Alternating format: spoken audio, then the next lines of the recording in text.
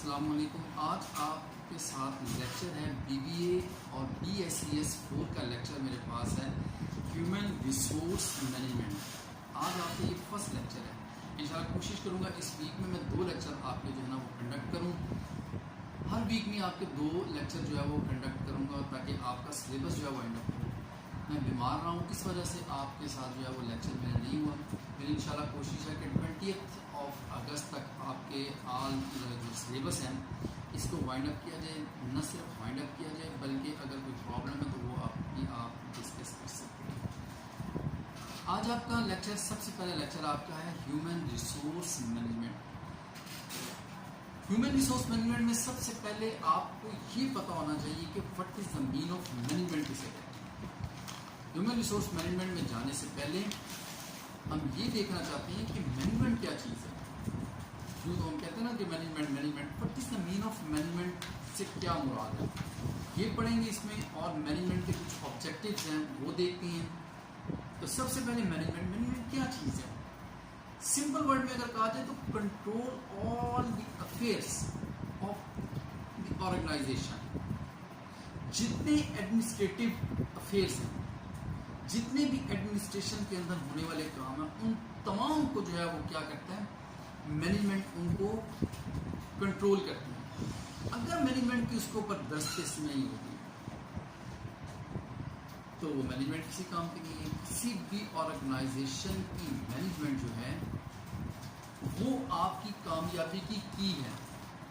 اگر آپ کے پاس مینجمنٹ ہی نہیں ہے تو آپ کام ہی نہیں کرتے. مینجمنٹ کو ڈیفائن کیسے کریں کہ management can be defined as the process of administrating and controlling the affairs of the organisation. سب سے پہلے مینجمنٹ کو ڈیفائن کرتی ہے. Management can be defined as the process of administrating and controlling affair of the organization.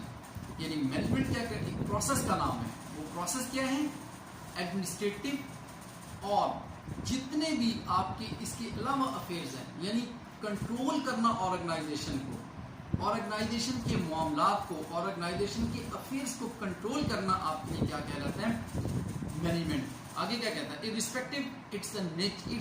Of its nature, types ہیں، structure ہیں and size, چیزوں کو بھی دیکھنا چاہیے. پھر it is an art of creating and maintaining such a business environment within the members of the organization can be work together. اس طرح کا ماحول پیدا کرنا آرگنائزیشن کے اندر، ممبرس کے درمیان اس طرح کا ماحول پیدا کرنا کہ ان کے درمیان اکٹھے کام کرنے کا جذبہ ہو. آپ کی مینجمنٹ اس قابل ہونی چاہیے، اتنی کیپیبلٹی ان کے اندر ہونی چاہیے کہ وہ آرگنائزیشن کے اندر جتنے بھی ممبرس کام کر رہے ہیں، جتنے بھی آپ کے افیئرز ہیں اس کے علاوہ، ان تمام کو کنٹرول کریں اور ایسا ماحول، ایسا انوائرمنٹ آپ کو دے، کریٹ کرے ایسا انوائرمنٹ کہ آپ لوگ جو ہیں وہ آرگنائزیشن کے اندر جو ہے وہ اکٹھے کام کریں. کیوں؟ To achieve the organisation goals, target. ان کے ٹارگیٹ کو اچیو کریں، ان کے گولز کو اچیو کریں. کس طرح کریں؟ Effectively and efficiently. نہ صرف گول کو اچیو کرنا کام ہے، گول کو اچیو بھی کرنا ہے، افیکٹولی بھی ہونا چاہیے اور ایفیشینٹلی بھی ہونا چاہیے. دونوں چیزیں اس کے اندر جو ہے نا وہ آرگنائزیشن اس میں مینجمنٹ کی رسپانسبلٹی. افیکٹولی یعنی مؤثر کام ہو، ایفیشینٹلی تیزی کے ساتھ کام کرنا، اپنے گولز کو اچیو کر کے نئے ٹارگیٹ سیٹ کرنا. تو اگر آپ کی آرگنائزیشن کے اندر یہ خوبی موجود ہے، آپ کی مینجمنٹ کے اندر یہ خوبی موجود ہے، تو وہ اوبیسلی کہ آپ کی مینجمنٹ اس قابل ہے کہ وہ بڑے سے بڑے ٹارگیٹ کو اچیو کر سکتی ہے. اس کے بعد آ جاتے ہیں اس میں آپ کے ہیومن ریسورس مینجمنٹ، جو آپ کا اصل اب لیکچر کی طرف ہے کہ what is the mean of human resource management. انسانی ذریعہ. ہیومن ریسورس مینجمنٹ، آپ کے پاس کیا ریسورسز ہیں، کیا ذرائع ہیں آپ کے پاس کہ آپ اپنی ان لوگوں کے ساتھ اپنے ٹارگیٹ کو، اپنی چیزوں کو اچیو کرتے ہیں. اب آرگنائزیشن کے اندر جو ہے HRM الگ سے بنا ہوتا ہے. اب وہ HRM کرتا کیا ہے، HRM پلاننگ کرتے ہیں، ٹارگیٹ سیٹ کرتے ہیں، گولز اچیو کرنے کے لیے پلان کرتے ہیں، ریکروٹمنٹ کرتے ہیں، ٹرین کرتا ہے اسٹاف کو، اس کے علاوہ ان کی جو اپریزل بناتا ہے ان کی، وہ تمام کام اس ہیومن ریسورس کے ایچ آر ایم کے جو ہے وہ اس کے ذمہ ہوتے ہیں۔ اب ایچ آر ایم کو اگر ہم ڈیفائن کریں کہ وٹ از دا مین، یہ تو میں نے آپ کو اپنی سمپل ورڈ میں بتایا کہ یہ کام کر ریکروٹمنٹ کرتی ہے، پلاننگ کرتی ہے، آپ کے پاس اپریزل بناتی ہے، پھر لوگ جو ہے وہ ٹارگیٹ کو سیٹ کرتے ہیں، ان کو اچیو کرنے کے لیے اسٹریٹجی مینٹین کرتی ہے، کیسے ان کو جو ہے وہ اچیو کیا جائے گا۔ ایکچولی اگر اس کو ڈیفائن کیا جائے تو وہ کیا ڈیفینیشن کہتے ہیں، human resource management is the planning, organising, directing, controlling of دی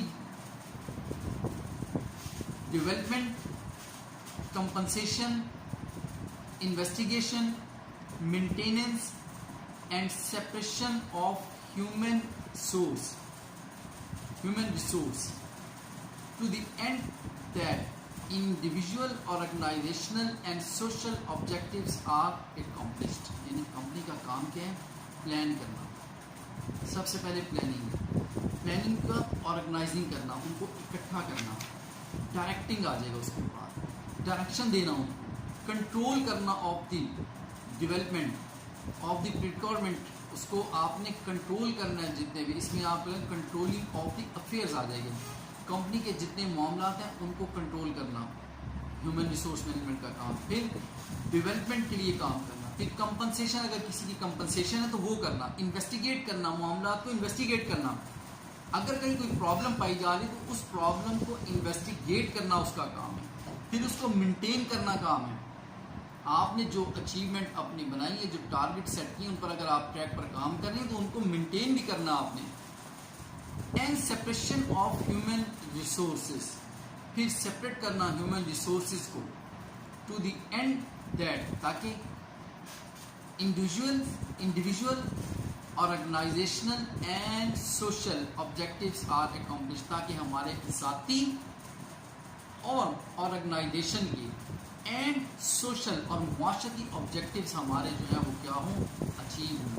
اور ہیومن ریسورس مینجمنٹ کے ذمے بہت سارا کام ہے، اس میں اپریزل بھی بناتے ہیں یہ لوگ۔ اپریزل کس چیز کی؟ آپ کی رپورٹ بنا کر دینی گی، کون سا امپلائی کتنا اچھا کام کر رہا ہے، کون سا امپلائی کتنا بیٹر کام کر رہا ہے، کون سا امپلائی کس لیول پہ کام کر رہا ہے۔ اگر آپ کا اپریزل صحیح ہوگی تو آپ کی جو ہے اس کے اندر پروگریس بھی ہوگی، آپ کے پاس آپ کی ترقی لگے گی آپ کی۔ لیکن اگر اپریزل ہی بنانے والا کوئی نہیں ہے تو ترقی آپ کی کیا ہوگی وہاں پہ؟ ایک تو یہ ہے۔ اس کے بعد آ جائے گا اس کے آبجیکٹیوز کیا ہیں آف ایچ آر ایم کے۔ پہلا objective, to act as a link between two management employees آ جائے گا، اینڈ مینجمنٹ امپلائیز آ جائے گا، مینجمنٹ کے درمیان، ٹاپ مینجمنٹ کے درمیان اور امپلائیز کے درمیان جو ہے وہ رابطہ قائم کرنا۔ ٹاپ مینجمنٹ کہیں پہ ہے، امپلائیز کہیں پہ ہیں، امپلائیز ایسے ورکر کام کر رہے ہیں، ان کے درمیان ایک رابطے کا کام کرنا، ایک رابطہ کرنا، ایک ان کے درمیان معاملات کو سیٹل ڈاؤن کرنا۔ ایچ آر ایم کا کام یہ، ایچ آر ایم درمیان میں ایک پل کا کام کر رہی ہے آپ کے لیے۔ اس کے بعد آ جائے گا to maintain, advocate manpower, inventory, stock آ جائے گا آپ کے پاس۔ ان چیزوں کو بھی آپ نے دیکھنا ہے آرگنائزیشن کے اندر۔ اسموتھ ورکنگ ہونی چاہیے آف دی آرگنائزیشن۔ آپ کی مینجمنٹ تب کامیاب ہے جب وہاں پہ ورکنگ آپ کی ٹھیک ہے۔ اگر ورکنگ ٹھیک نہیں ہے وہاں پہ، وہ اسموتھ نہیں ہے، انوینٹری اسٹاک آپ کے پاس نہیں ہے، تو پھر آپ کے پاس جو ہے وہ فیل آپ کے ایچ آر ایم کہ وہ مینٹین نہیں کر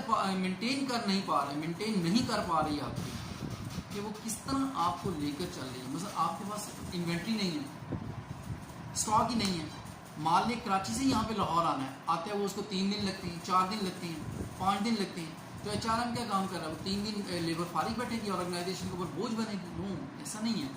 اس کا کام یہ ہے کہ وہ اسٹاک کو چیک کرے گا، انوینٹری اس کے مطابق ان کو جو ہے نا ان کی مکمل طور پر جو ہے نا وہ رپورٹ بنائے، رپورٹ بنا کر ان کو یعنی انویسٹیگیٹ کرے کہ کیا اب آپ کے پاس کام ہے اور کتنا آپ کے پاس مٹیریل ہے، کن لوگوں نے کام کرنا ہے، کتنا کام کرنا ہے، اس کو آنے پہ کتنی دیر لگے گی، مال اگر را مٹیریل آنا تو کتنی دیر لگے گی، لیبر کو آپ فارغ نہیں بٹھا سکیں گے وہاں پہ۔